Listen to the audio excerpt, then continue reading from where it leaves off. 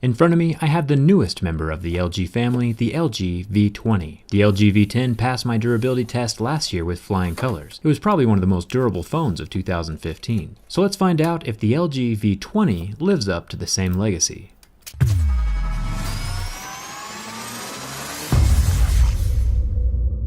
Refreshingly, the LG V20 comes with a removable battery. Flagships tend to be shying away from user-replaceable batteries lately, so I'm glad to see LG stick with their usual theme. The back panel has its own eject button and the battery slides in, then the phone is ready to rock. The phone does come with its own pre-installed screen protector, but I'll take that off before I begin my scratch test. I have a set of mineral picks that tell me where the screen falls on Mohs scale of hardness. Plastic scratches in the 3 range, glass normally scratches at the 5 or 6 range, and the harder minerals like sapphire will scratch at an 8 or 9. This phone is perfectly on par with the normal tempered glass, scratching at a level 6, and a deeper scratch at a level 7. The glass will not be marked up by keys or coins when sitting inside your purse or pocket. Remember, this is a very big phone. It is the exact same size as my iPhone 7 Plus that I am trying out for a few weeks. Normally I'm an Android guy, but we'll see how this iPhone performs as my daily driver. My review video will be coming out later this month.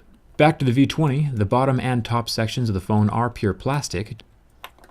It is not primer or paint, it is just regular old plastic, just like with the V10 from last year.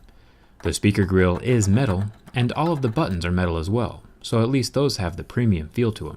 Metal buttons won't fall out with wear and tear like older plastic buttons would, so that's a plus. Checking the back of the phone down by the USB-C charging port, it is also plastic, but if we jump up to the back battery door, it is solid metal. You can hear the sound difference that scratching the plastic and metal makes.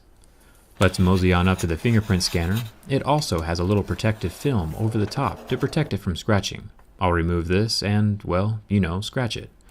Luckily, even after being scratched to oblivion, the fingerprint scanner still functions 100% of the time. So as long as the scratches are superficial on the scanner, it will continue to recognize your fingerprint. The back metal of the phone can be scuffed up by keys and coins though. The iPhone 7 tends to hide these marks a little bit better. So maybe a protective case is still a good option with the V20. Now the camera lens has a little screen protector on it, and I would recommend leaving this in place while you own your phone, and let me show you why. The camera lens is made of glass, so it will not scratch easily. I can check to see if it is sapphire though with the same level 7 pick that I used on the front screen. The level 7 pick does leave a mark, so we know it's not pure sapphire. But with that small abrasion from my pick, the lens shatters on its own. Let's watch it again in slow motion.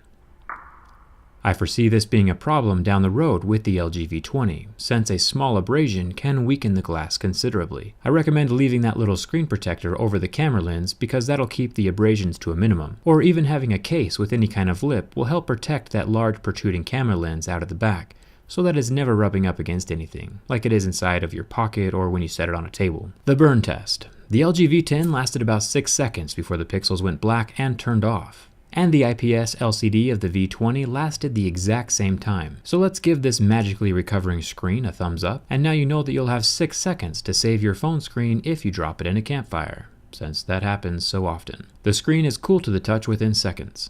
On to the bin test. I've tested over 40 phones now, and most of them survive. Only a few have catastrophically broken.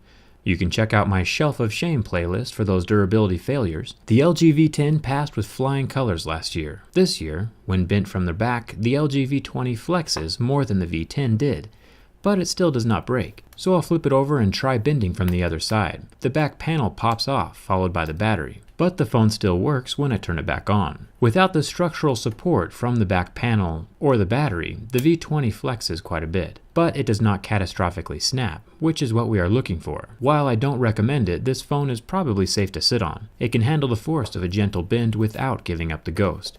And it's not permanently kinked like the iPhone 6. The LG V10 is definitely the more durable one in the V family, so if you're going for pure strength, stick with that one.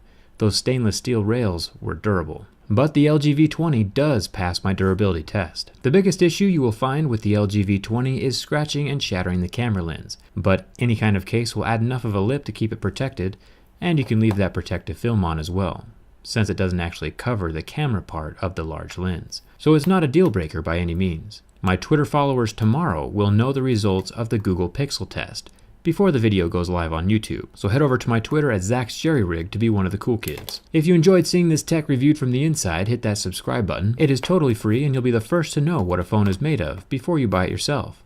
Thanks for watching. I'll see you around.